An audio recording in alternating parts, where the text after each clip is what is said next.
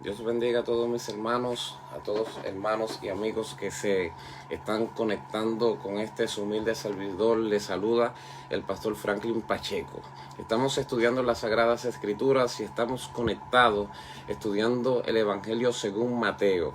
Hemos aprendido mucha información importantísima tocante al Nuevo Testamento y específicamente tocante al Evangelio según Mateo. Y en esta última sección estamos estudiando los 5 sermones de Jesús. Los 5 sermones que se registran en este poderoso evangelio. El sermón de la montaña, que está establecido en Mateo capítulo 5. El sermón de las misiones, que está en Mateo capítulo 9, específicamente desde el versículo 35 hasta el capítulo 10, versículo 45, por allí. El sermón de las parábolas, que también lo estudiamos, que registra las 7 parábolas del Señor Jesús, donde aprendimos una información importantísima. También estudiamos el sermón de las relaciones, que fue el que trabajamos ayer en Mateo capítulo 18, y hoy entramos al sermón del juicio y del proceso de la iglesia y el juicio del mundo, que es en Mateo capítulo 24. Este sermón tiene mucho contenido y el contenido es un tanto delicado. Hay que tener mucho cuidado al abordar los pensamientos y las conclusiones a las cuales se ha llegado tocante a Mateo capítulo 24. Mire, la historia teológica del mundo está marcada, es decir, los acontecimientos teológicos registrados en toda la historia, en todo el mundo, están ahí y nos han marcado a cada uno de nosotros, desde la creación del hombre, el acontecimiento de la creación, como también el de la caída, cuando el hombre cayó de la gracia. Adán y Eva fueron destituidos del huerto del Edén. La promesa del Señor a los hombres, que incluía la promesa de la restauración, el llamamiento de Abraham, son acontecimientos teológicos que han marcado toda la humanidad. El nacimiento de Isaac, que trajo posteriormente el nacimiento de Jacob, y el establecimiento de las 12 tribus que luego descendieron en grupos de 70 a Egipto. La salida del pueblo de Israel de Egipto ha marcado el mundo teológicamente. Luego de que salieron de Egipto, que cruzaron el Mar Rojo y sobrevivieron en el desierto, cuando llegaron al monte Sinaí recibieron las leyes del Señor. Fue un acontecimiento teológico que trascendió.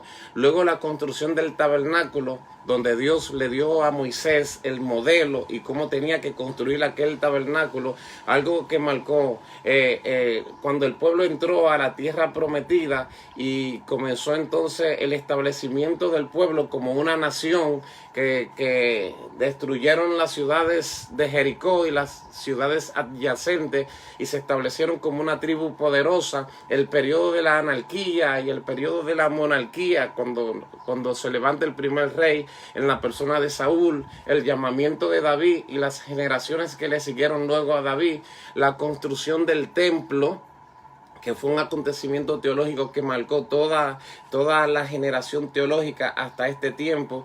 La destrucción del templo por causa del pecado del pueblo, luego la restauración del templo, el nacimiento del Mesías ha marcado toda la historia.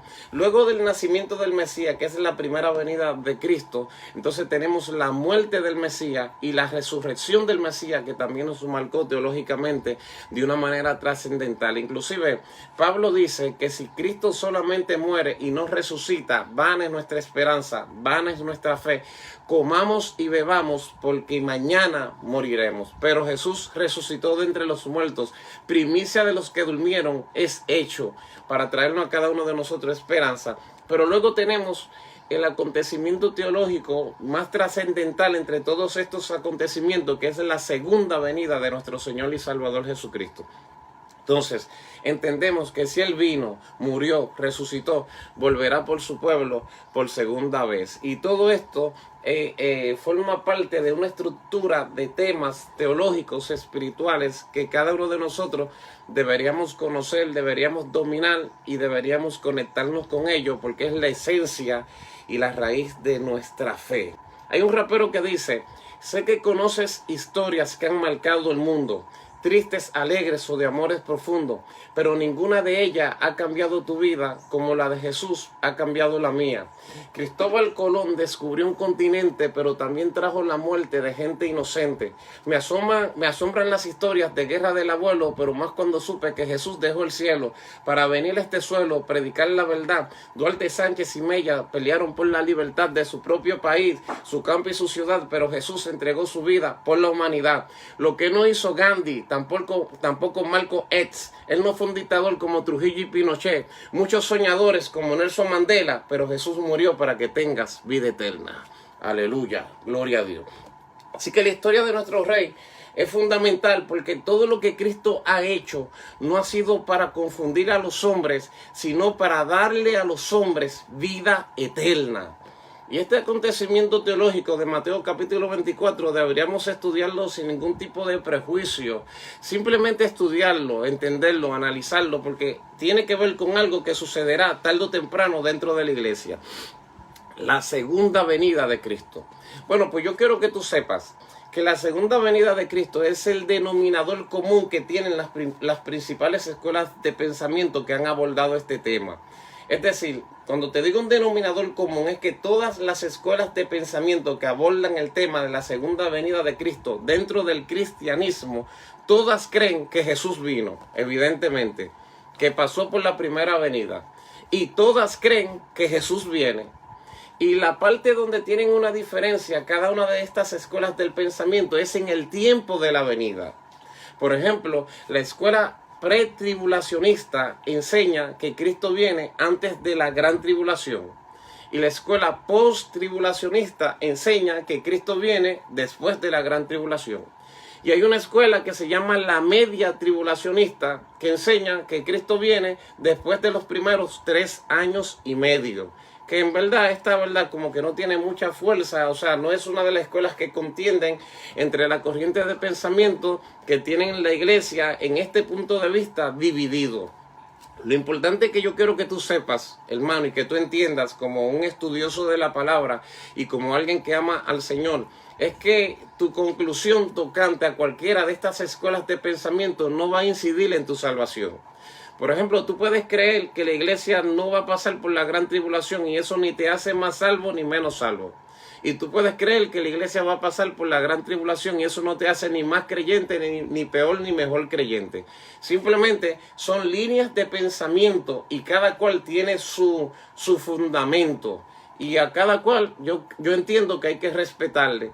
Porque todos somos hermanos, pertenecemos al cuerpo de Cristo, pero hay cosas en las que podemos diferir y no necesariamente eso incide en nuestra salvación. ¿Qué puede incidir en nuestra salvación? Que tú no creas que Jesús es el Mesías. ¿Qué puede incidir en tu salvación? Que tú no creas en el Espíritu Santo. Que tú no creas en el orden que Dios ha establecido en su iglesia, en la doctrina fundamental de la iglesia, que cuando estuvimos hablando ahora de teología sistemática, estuvimos hablando de teología fundamentalista. Entonces los elementos principales de la teología fundamentalista sí pueden incidir en tu salvación. Pero creer que viene antes o que viene después, lo importante es que tú creas que el Rey viene.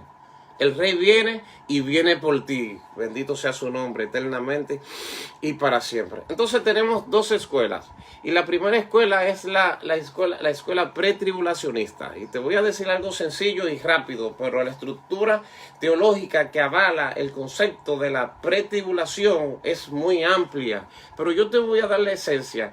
En Mateo capítulo 24, la escuela pretribulacionista enseña que la tribulación tiene dos dimensiones. Está la tribulación que es leve y está la tribulación que es grande, la gran tribulación y la leve tribulación. Ellos enseñan que la iglesia no va a pasar por la gran tribulación, o sea, aquella tribulación de la cual no se ha visto ni se verá jamás, que Jesús menciona en Mateo capítulo 24, sino que pasará por la tribulación leve o la tribulación momentánea. Ahora bien, ellos enseñan que luego de la tribulación de aquellos días, es decir, la leve tribulación, el sol se oscurecerá, la luna no dará su resplandor y las estrellas del cielo serán removidas y aparecerá la señal del Hijo del Hombre, es decir, la venida de Cristo, la cual, según la escuela pretribulacionista, tiene dos manifestaciones. La primera manifestación que se pudiera llamar la parte A, es cuando el Señor viene por su pueblo. Y es aquí donde entra el concepto del rapto secreto. Es decir, el Señor viene en secreto a buscar su iglesia. Según la escuela pretribulacionista, este concepto se une a 1 de Tesalonicenses capítulo 4, versículo 16, donde el apóstol Pablo dice que el Señor mismo, con voz de mando, con voz de arcángel, con trompeta de Dios, descenderá del cielo. Los muertos en Cristo resucitarán primero y los que vivimos seremos arrebatados juntamente con ellos. Y Pablo le añade que seremos transformados en las nubes para recibir el Señor en el aire y así estar para siempre con el Señor. Entonces, según ellos, el Señor primero viene en una primera sección, que es la parte A, en secreto, y luego viene en la segunda sección, que es la consumación de la segunda venida, luego de los 7 años que comienzan a partir del levantamiento de la iglesia. Dicen que vienen 7 años en los cuales gobernará el anticristo.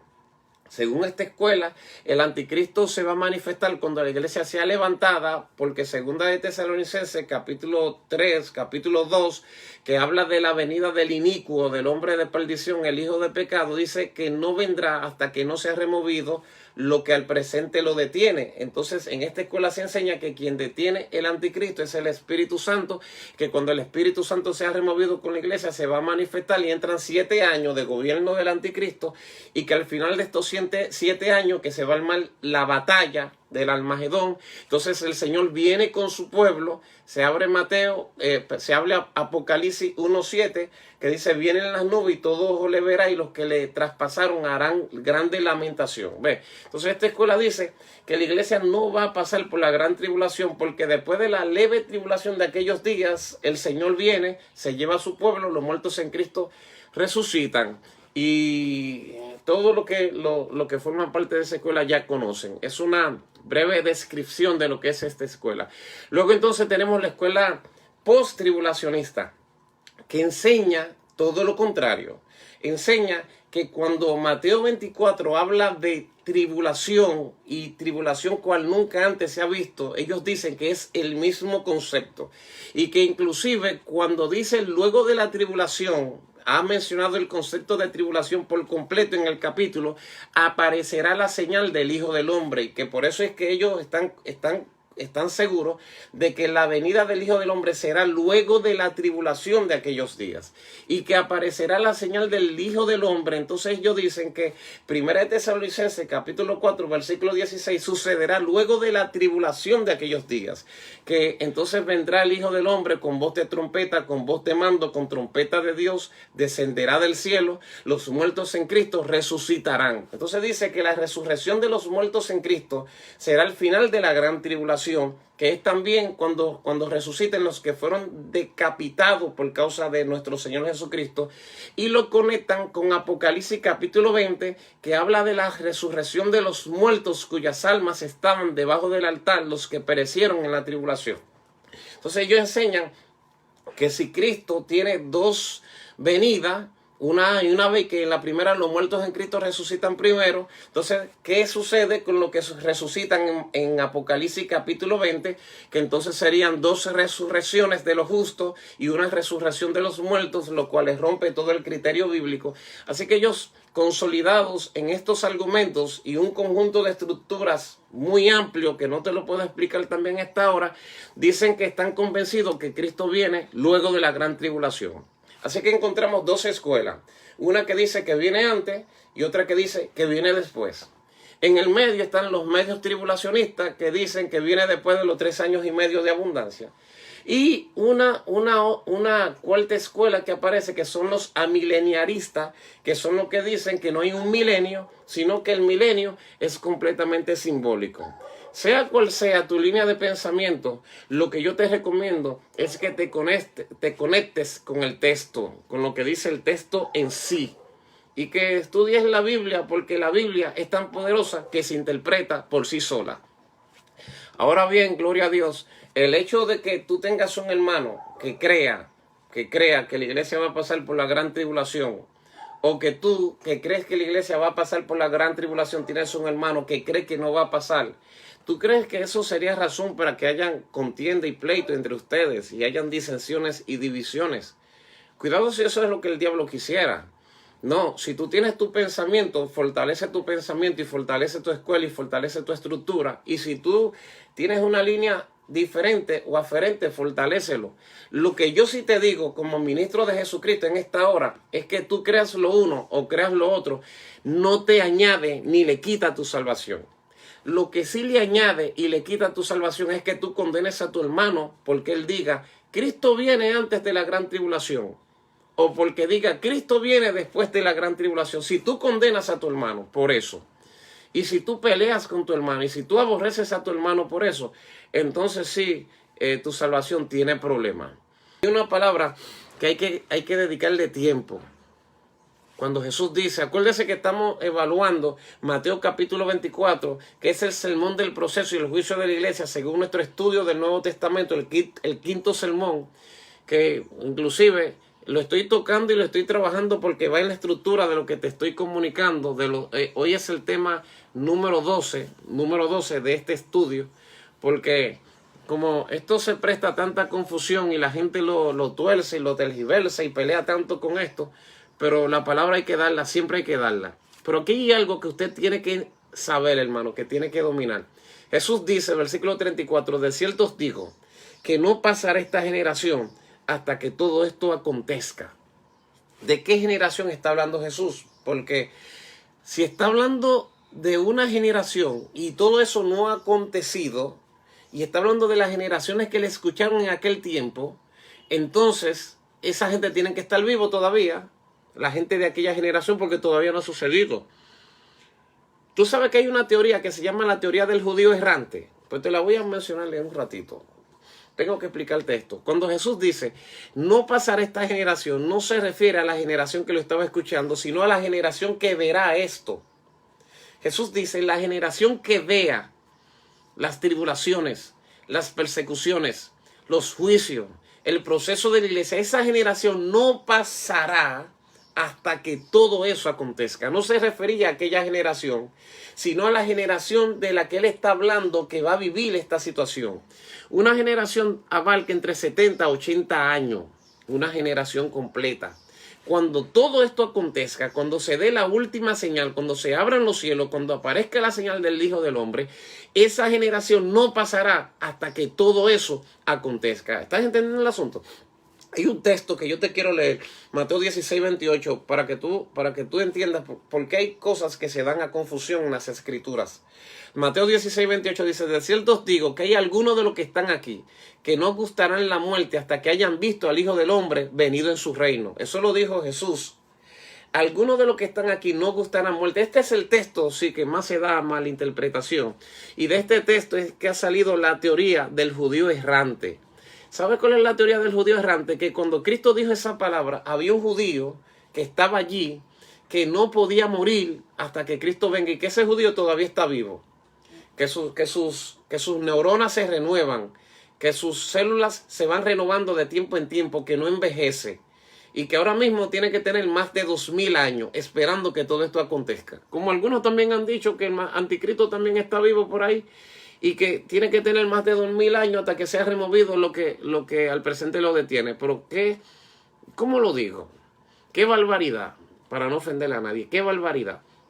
Luego de que el cuerpo fue herido por el pecado, ningún hombre, los días del hombre son 70 y los más robustos 80 años.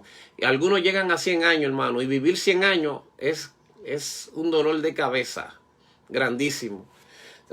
Procura vivir el tiempo que Dios quiere que tú vivas en esta tierra. Pero eso de pensar que hay un hombre que tiene como 2000 años, eso es absurdo.